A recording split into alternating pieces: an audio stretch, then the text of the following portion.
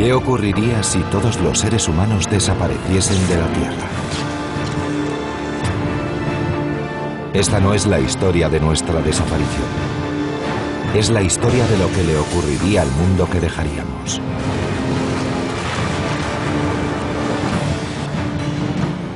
En este episodio de La vida sin nosotros, comprobaremos qué es lo que ocurre si no se ejerce ningún control sobre la naturaleza. Algunos animales, en otro tiempo protegidos por los humanos, son atacados por una pandemia letal. Otros escapan y se vuelven salvajes. Enemigos cautelosos avanzan, invadiendo ciudades de todo el mundo. Como ya ha ocurrido aquí, en pleno corazón de América. Si la naturaleza ataca, cuanto más grandes son los edificios, más dura resulta la caída. Bienvenidos a la Tierra.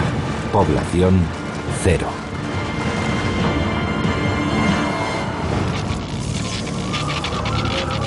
La vida sin nosotros. Estallido. Un día después de la humanidad.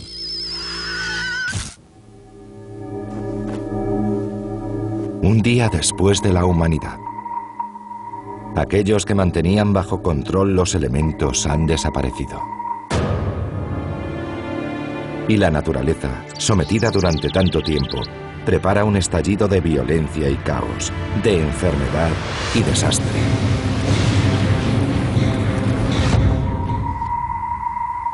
En Chicago no hay personal que se dedique al mantenimiento del Wrigley Field.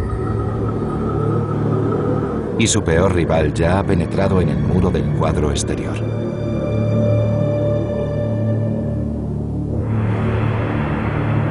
No hay nadie para mantener la Torre Sears, ni el John Hancock Center, que ahora se alzan como inmensas tumbas. El río Chicago es una de las vías acuíferas que más han sufrido la acción del hombre, y ahora fluye sin control. A medida que pasan los días, la naturaleza empieza a invadirlo todo.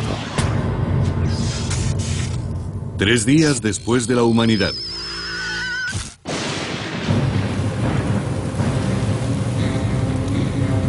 Tres días sin seres humanos. Una tormenta cae sobre Chicago. Cuando la ciudad estaba habitada, este diluvio era un asunto sin importancia. En un principio, el río Chicago desembocaba en el lago Michigan, que bordea toda la ciudad. Pero desde comienzos del siglo XX, el hombre se rebeló contra la naturaleza. El río fue desviado para evitar que se contaminase el agua potable de Chicago. Así, era posible controlar los niveles de agua.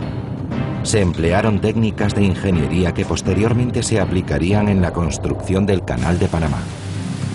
Cuando llovía en tiempos de los humanos, los ingenieros manejaban esclusas y compuertas para que la corriente no fuera hacia el lago.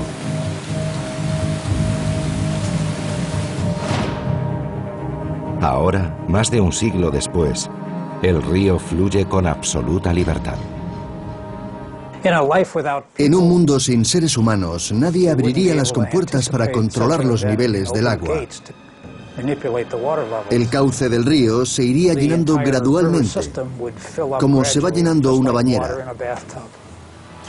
Se inundarían los pisos bajos del centro de Chicago y los edificios situados en las orillas. Pronto, el agua empieza a fluir hacia el sur, por los canales artificiales.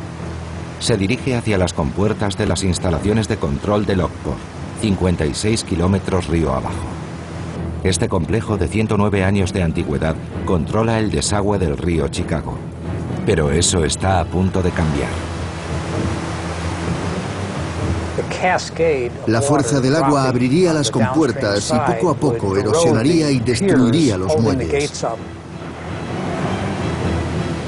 Han pasado los días en que el hombre controlaba el río.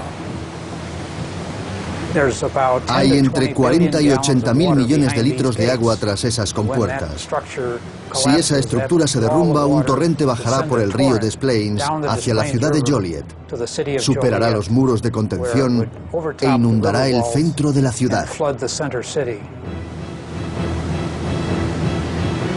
Solo unos días sin nosotros, y ciudades enteras del medio oeste norteamericano son arrasadas por el agua. Una semana después de la humanidad. Al otro lado del océano, en Londres, ha llegado la hora del Big Bang. El reloj que hay detrás de mí ha funcionado ininterrumpidamente durante 150 años. Ha resistido temperaturas extremas, tormentas e incluso la Segunda Guerra Mundial. Pero para mantener el reloj en funcionamiento hay que darle cuerda 3 veces por semana. 2 mecánicos realizan esta tarea con ayuda de un motor eléctrico.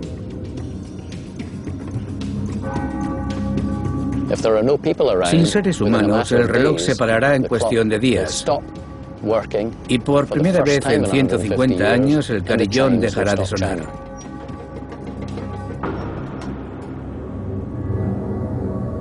El reloj se detiene, pero la torre sigue en pie, al menos por ahora.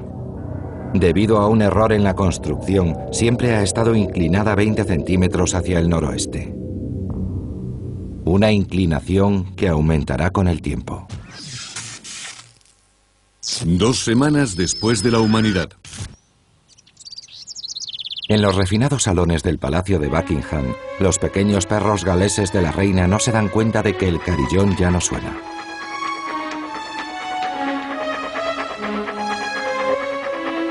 En tiempos de los humanos, Su Majestad tenía hasta 5 de estos perros, también conocidos como corgis. Fue su raza preferida desde 1933. Pero ahora, la reina y sus cortesanos ya no están para cuidarlos. Los perros viven solos en una prisión de 775 habitaciones lujosamente decoradas.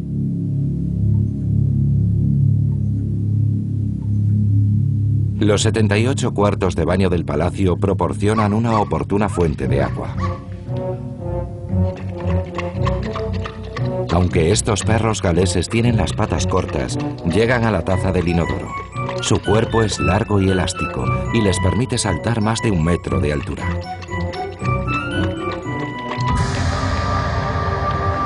Buscando desesperadamente algo que comer, los perros encuentran el camino a la cocina real, en los sótanos del palacio. En este laberinto de salas se almacena una cantidad de comida que puede durarles unos meses. Después, sobrevivir será más complicado.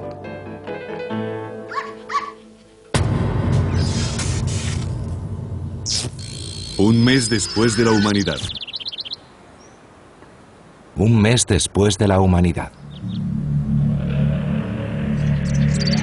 En las afueras de Atlanta, las plantas de kudzu empiezan a extenderse por todas partes. Esta planta trepadora, originaria de Japón, fue llevada a Estados Unidos en 1876. Los granjeros la cultivaron para alimentar a sus animales y para evitar la erosión del suelo. Fue un error. Cuando el suelo es fértil, el kudzu crece muy deprisa, más de 30 centímetros al día. En poco tiempo puede alcanzar los 20 metros. El kudzu es conocido como la enredadera que devoró el sur, y sus raíces se extienden más de 4,5 metros bajo tierra. Cuando existían los humanos, un equipo de 25 jardineros lo cortaba constantemente. Solo así lograban mantener limpias las calles de Atlanta.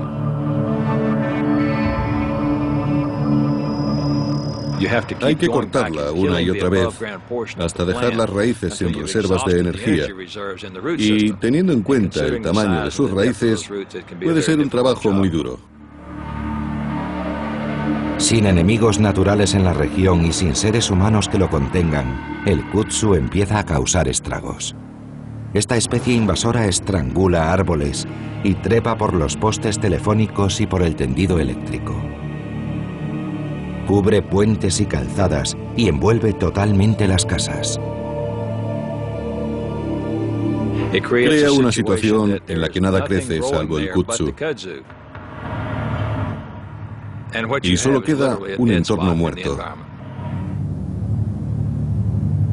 Mientras el kudzu prospera, el ganado lucha por sobrevivir. En las granjas norteamericanas hay 60 millones de cerdos encerrados. En la época de los humanos había una demanda de 23 kilos de carne de cerdo por estadounidense y año. Ahora, estos animales se mueren de hambre. Y se ha comprobado que los cerdos en cautividad recurren al canibalismo. 2 meses después de la humanidad. 2 meses después de la humanidad, los cerdos que sobreviven se vuelven locos de desesperación. Estos animales de más de 200 kilos empiezan a romper las vallas para escapar, o comienzan a excavar el suelo de sus pocilgas. Finalmente, millones de ellos salen al campo. En un mundo sin seres humanos, de todo el ganado doméstico, yo apostaría por el cerdo. Probablemente lograse sobrevivir. Los cerdos son omnívoros.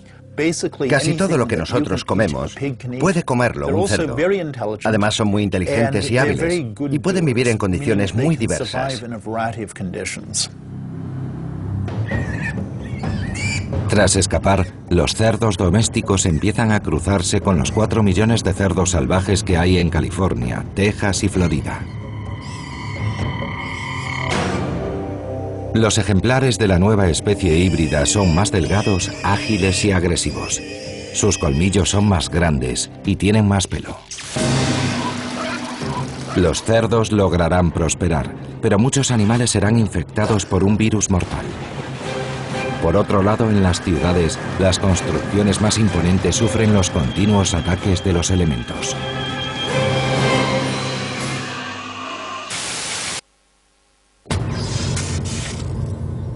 Tres meses después de la humanidad.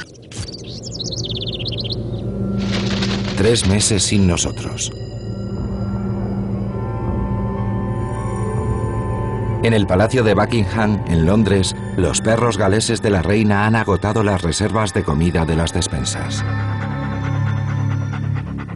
Allí se almacenaban alimentos para banquetes de más de 600 personas y para las comidas diarias de 400 miembros del servicio. La única esperanza que les queda a los perros es salir fuera, a la ciudad, y encontrar la salida en un edificio de 775 habitaciones solo es cuestión de tiempo. Pero, ¿cómo conseguirán sobrevivir estos perros tan refinados? La imagen tradicional del perro galés, como una mascota mimada, incapaz de valerse por sí misma, no le hace justicia. Eran perros que se criaban en las granjas de Gales y cuidaban los rebaños de ganado ovino y vacuno.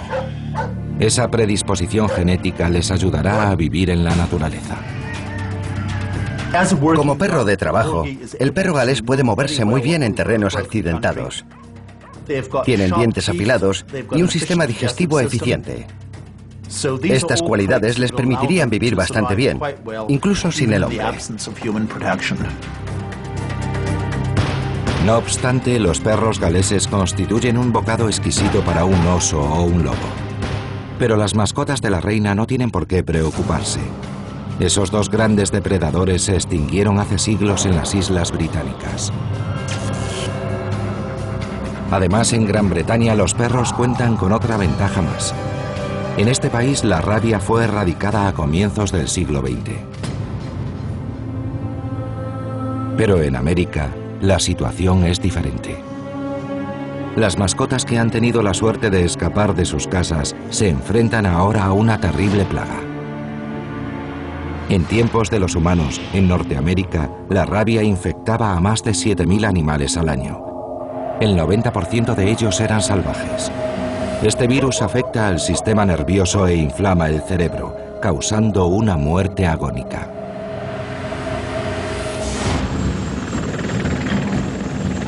En los núcleos de población de la costa este y también en Texas y Arizona, se lanzaban cebos desde el aire para administrar por vía oral la vacuna. De este modo trataban de evitar el contagio en animales salvajes, como zorros, mofetas, coyotes y mapaches. Ahora, sin personal que lleve a cabo los programas de vacunación, el brote de virus se incrementará hasta un 30%. Entre los principales infectados están los perros y gatos domésticos, que han sido mordidos por animales salvajes rabiosos. Pasan por una especie de locura, una furia hiperagresiva, y la boca se les llena de una saliva espumosa. Se sabe que algunos perros infectados con el virus de la rabia han llegado a morder a otros 100 animales. Un año después de la humanidad. Un año después de la humanidad. La vegetación sigue creciendo en la ciudad de Chicago.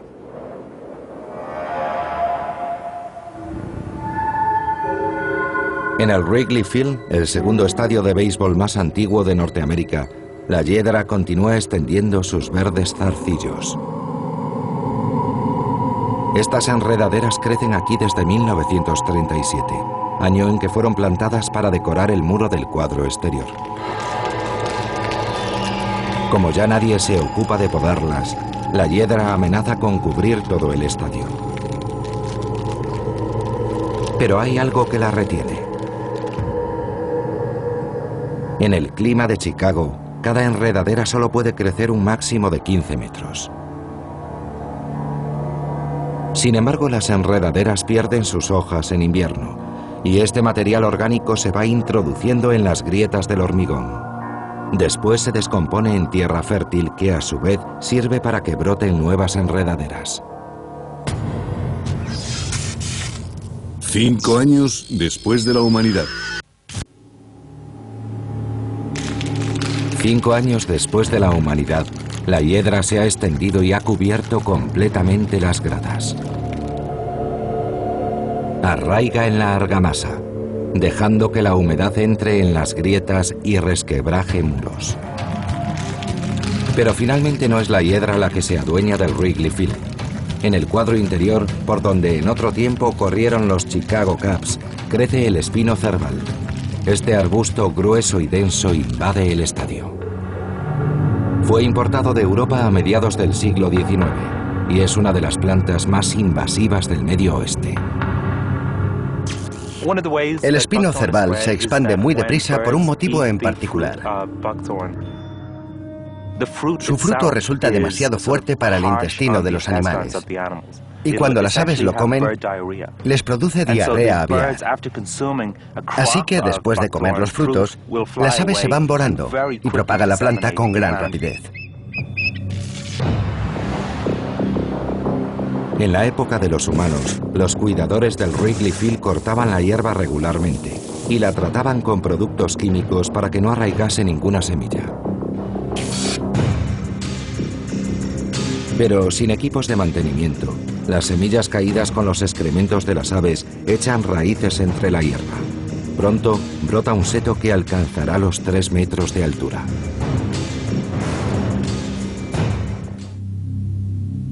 Sería imposible sacar de ahí una pelota. 10 años después de la humanidad. 10 años después de la humanidad. En el centro de Chicago, un edificio de 110 pisos, la Torre Sears, se deteriora lentamente. Después del gran incendio de Chicago en 1871, la ciudad empezó a reconstruirse verticalmente con estructuras de acero. Fue el nacimiento de los rascacielos. Ahora, el agua de lluvia encharca y pudre el tejado de la Torre Sears. La humedad penetra por la estructura y los pernos que sujetan los paneles de vidrio y aluminio empiezan a oxidarse.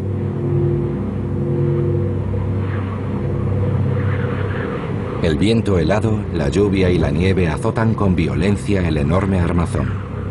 Algunas placas se desprenden del edificio y se estrellan contra la calzada.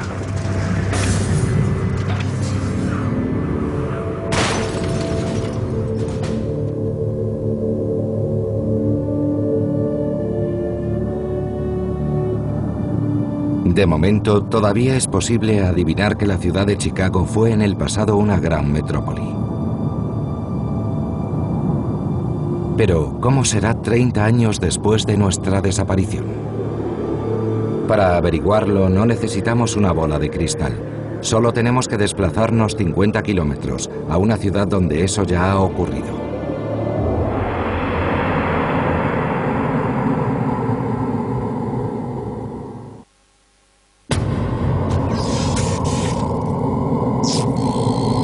Años después de la humanidad. Han pasado 30 años desde que desaparecieron los hombres. Para conocer el futuro de las ciudades situadas junto al lago Michigan como Chicago, solo hay que visitar Gary, en Indiana.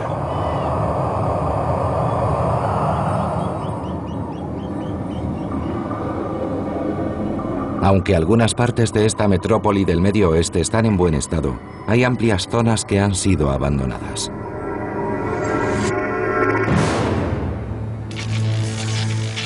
Gary, Indiana, fue una próspera ciudad de casi 200.000 habitantes.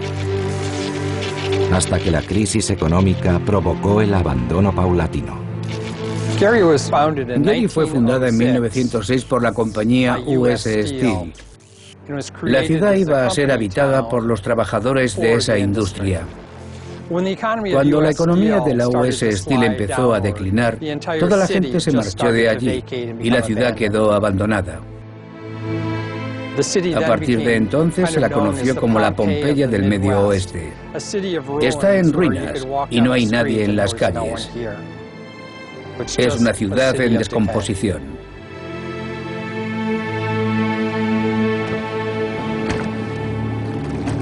Igual que Chicago, la ciudad de Gary contribuyó a unir los grandes lagos mediante el sistema de ferrocarril transcontinental. Eso la ayudó a prosperar. Pero ahora, el lago Michigan es la causa de su degradación. El tiempo en Gary es extremadamente duro. La ciudad está muy cerca del lago, por lo que hay mucha humedad en verano y nieve y heladas en invierno. Tenemos ciclos de hielo y deshielo con gran frecuencia. No es raro que en un solo día haya 30 o 40 de estos ciclos en la ciudad. Y eso afecta a los edificios. Hay grandes fluctuaciones de temperatura, de hasta 15 grados en el mismo día. Por eso el agua que ha penetrado en las estructuras se contrae y se expande constantemente. Se congela y se licúa, y puede abrir los muros como un martillo neumático.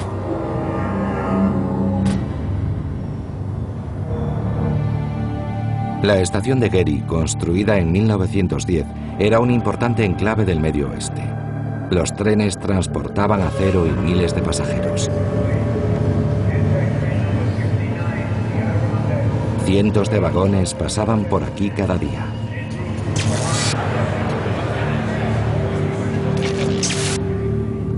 Pero 30 años soportando la furia de los elementos han pasado factura. Una vez que las claraboyas reventaron, el interior de la estación quedó expuesto. La humedad oxidó los soportes de acero de la estructura, debilitó la mampostería y provocó el derrumbamiento de algunas partes del tejado.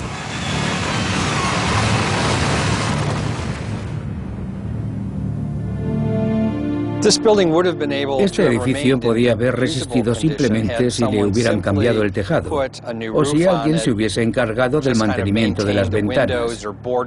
Pero como no se hizo así, el edificio ha quedado devastado.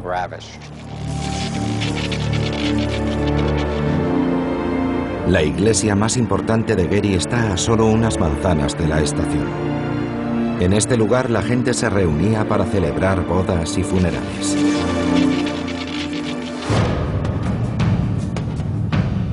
Esta es la iglesia metodista. Fue construida en 1925 para la comunidad de Gary. Había unos 3.000 parroquianos.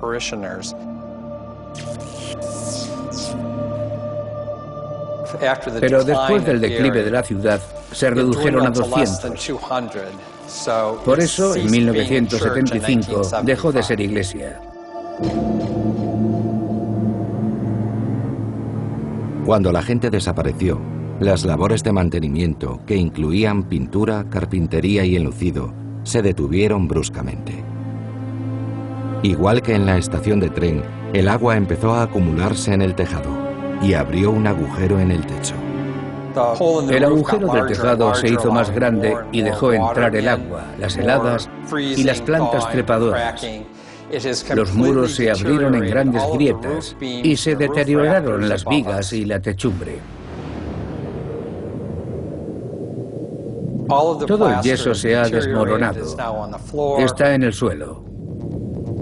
Sin la cubierta protectora de yeso, el ladrillo queda al descubierto, atrae humedad y crea moho. Entonces se debilita y acaba rompiéndose, por lo que entra más agua en la iglesia. Ha aparecido gran cantidad de moho en los ladrillos y vemos unas plantas muy pequeñas que crecen entre las baldosas. Dentro de poco estas plantas se harán grandes y se convertirán en árboles que dañarán aún más los muros.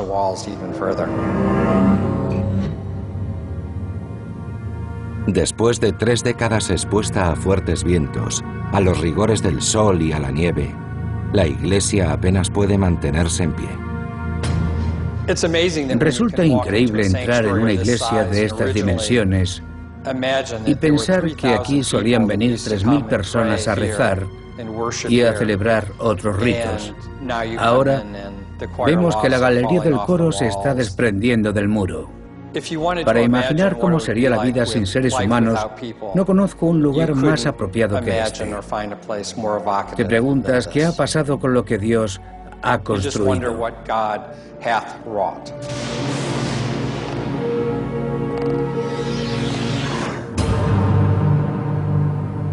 En el centro del casco urbano se encuentra el Palace Theatre con sus 3.000 asientos. Es una de las salas de espectáculos más antiguas del Medio Oeste. En su mejor momento, en 1925, era un teatro precioso. Por supuesto, ya no queda nada.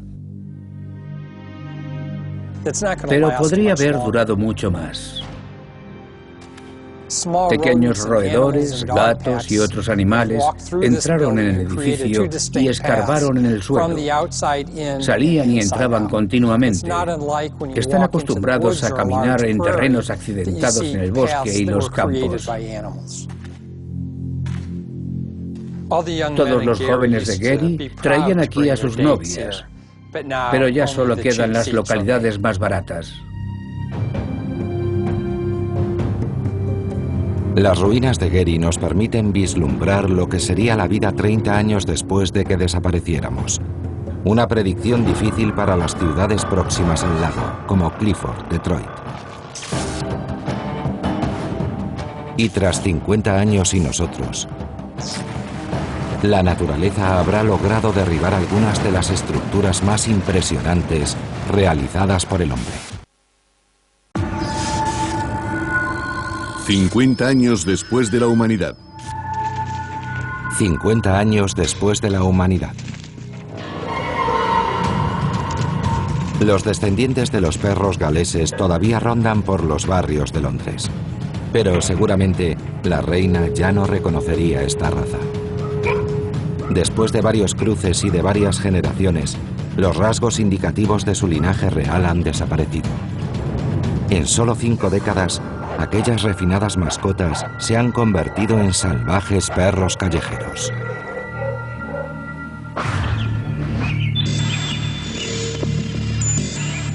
En el sur de Estados Unidos, el kudzu no solo está asfixiando el campo, sino que ha invadido los rascacielos de Atlanta y las superficies comerciales. En 50 años, y si el suelo es fértil, el kudzu cubrirá el edificio central de Coca-Cola y las grandes construcciones del centro de Atlanta.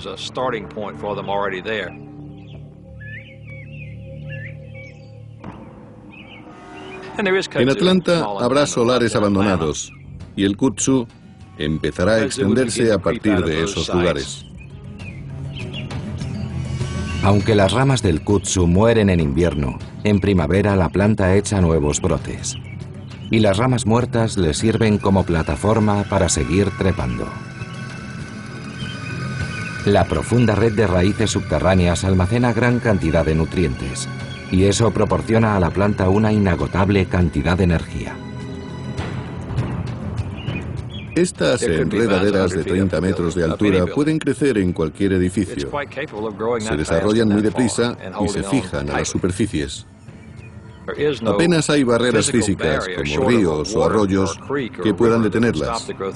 Por eso, muchas ciudades del sur quedarían cubiertas por un manto verde.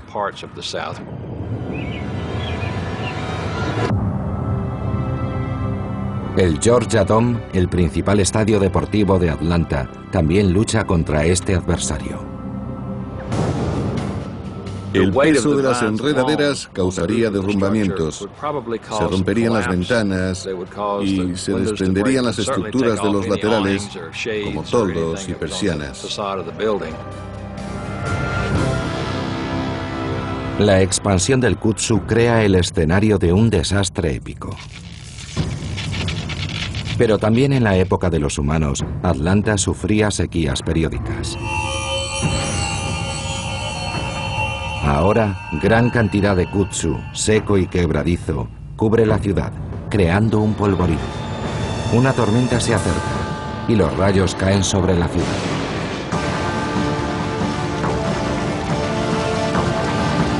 E igual que ocurrió durante la Guerra Civil, Atlanta vuelve a arder. El fuego se extiende e ilumina los rostros esculpidos en el monumento a los confederados, en el cercano Stone Mountain.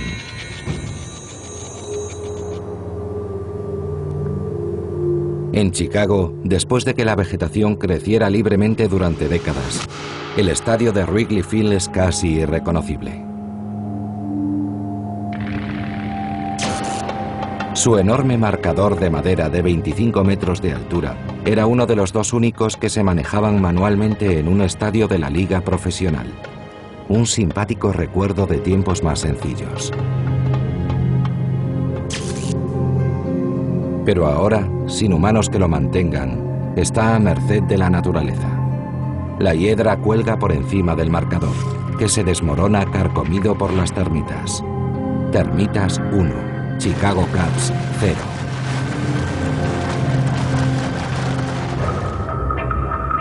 Abajo, una maraña de matas de espino cerval ha crecido hasta una altura de 6 metros y cubre por completo el campo de juego. 100 años después de la humanidad. 100 años sin nosotros. El tren elevado del centro de Chicago se ha estado desintegrando durante décadas. En 1892, la primera sección del ferrocarril elevado empezó a transportar pasajeros. Era el segundo más antiguo de Norteamérica y seguía el circuito antiguo del tranvía, rodeando el centro de Chicago. Ahora la pintura se despega de las vigas de acero que soportan la plataforma. El óxido empieza a corroer el hierro y el acero que quedan al descubierto. Pernos y remaches se erosionan y agrietan, y las vigas de sustentación acaban partiéndose. Cuando las piezas comiencen a caer, habrá un desequilibrio en las vigas de sustentación que se retorcerán y se partirán, derribando otras vigas cercanas. Se producirá un efecto dominó a medida que vayan cayendo al suelo.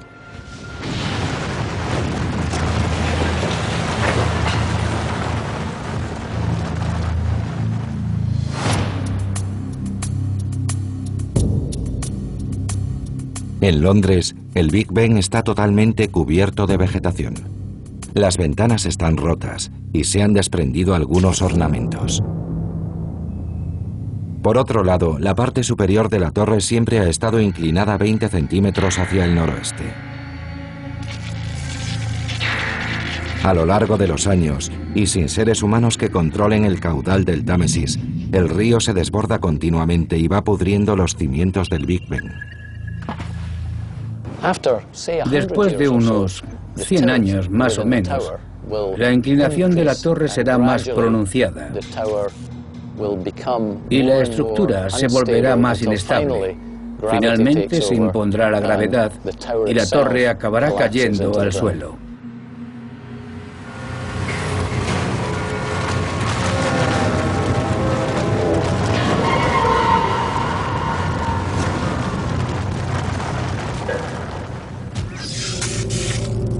«200 años después de la humanidad».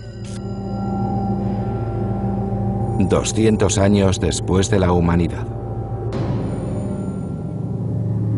En el centro de Chicago, la torre Sears ha empezado a tambalearse.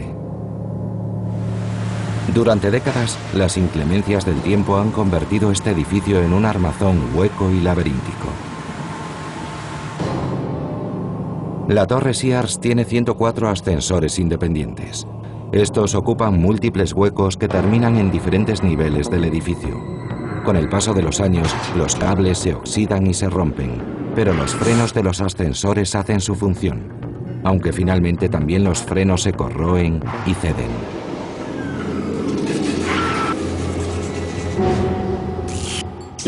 Estos 104 ascensores caen por sus huecos, por supuesto, en momentos diferentes. Se estrellan todos contra el suelo como una bomba, provocando derrumbamientos en los pisos próximos.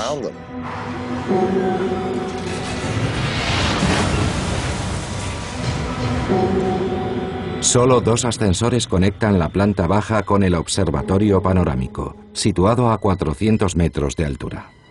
Una de las cabinas, de 3 toneladas, cae desde el último piso y se estrella contra la planta baja a más de 300 kilómetros por hora. La fuerza de impacto es de más de 600.000 kilos.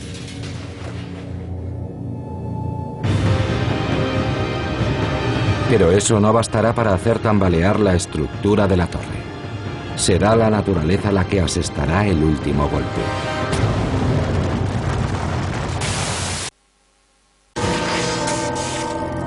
«200 años después de la humanidad».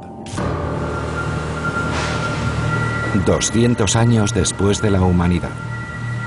Se acercan los últimos momentos de la torre Sears. 114 pilotes clavados en el lecho rocoso han conseguido sostener la estructura durante todo este tiempo. El punto débil de la torre Sears está bajo tierra. Hay 8 pisos subterráneos en el edificio. Y una vez que desaparecen los seres humanos, se llenan de agua. La inundación provocada por el río Chicago debilita las columnas inferiores y el edificio termina derrumbándose.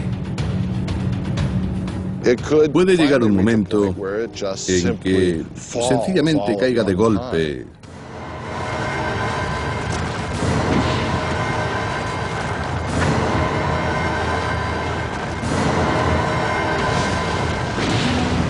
En un inmenso montón de vidrio, hormigón y hierros retorcidos.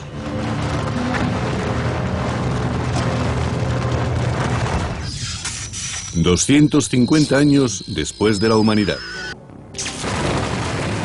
250 años y nosotros. Aunque la torre Sears se derrumbó hace décadas, el John Hancock Center de Chicago, con sus 100 pisos de altura, sigue en pie.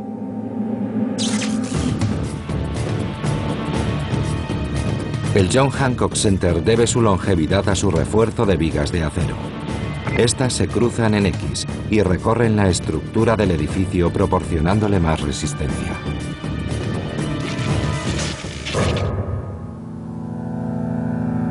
Pero hace siglos que sus ventanas están rotas y que la humedad corroe la estructura de acero. El armazón empieza a ceder. En una esquina del piso 85 convergen varias vigas cruciales. El agua cae sobre ellas desde el tejado agujereado y una tras otra se oxidan, se curvan y se rompen. En un punto crítico, la última viga cede a la presión. Los últimos 15 pisos empiezan a derrumbarse en cascada por un lado del edificio. A continuación, se produce una catastrófica implosión, piso tras piso, a lo largo de toda la torre.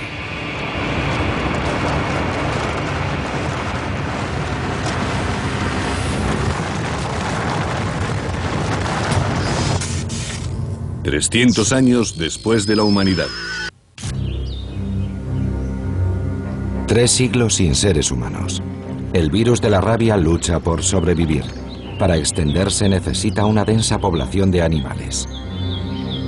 Pero los animales domésticos han muerto y los salvajes se han alejado de los asentamientos humanos donde antes fueron carroñeros. El virus solo infecta a miles de animales al año. La pandemia ha finalizado. 5.000 años después de la humanidad. 5.000 años después de la humanidad. De nuestra historia solo quedan inquietantes recuerdos. Stone Mountain, cerca de Atlanta, es el bajorrelieve en granito desnudo más grande del mundo. Tiene 250 metros de altura y 8 kilómetros de circunferencia. En la década de 1920, las Hijas Unidas de la Confederación reunieron dinero para realizar una gigantesca escultura en el lado norte de la roca. Se trataba de los héroes sureños de la Guerra Civil, Jefferson Davis, Robert Lee y Stonewall Jackson. El granito es sin duda una de las rocas más duras y resistentes de la superficie terrestre. Apenas se ve una grieta en la roca. Después de casi 50 años y gracias al trabajo de varios escultores, la obra se completó en 1972. La superficie esculpida tiene una longitud mayor que la de un campo de fútbol y es tan alta como un edificio de 22 plantas.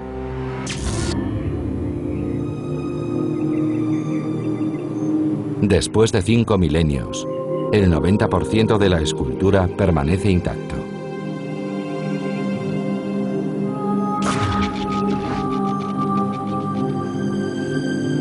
Uno tiene la impresión de que siempre estará ahí.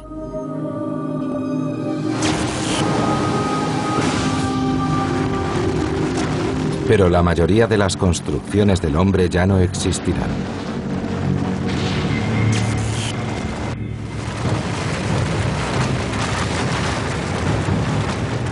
Grandes ciudades como Chicago, Atlanta y Londres surgieron por su proximidad geográfica a ciertos recursos de la naturaleza, como ríos, lagos y suelos fértiles. Ahora, las siluetas de estas metrópolis están en ruinas. Los escombros se amontonan, cubiertos por una densa vegetación, entre la que merodea la fauna salvaje. La naturaleza ha estallado y ha vencido. Las ciudades del hombre han perdido la batalla en la vida sin nosotros.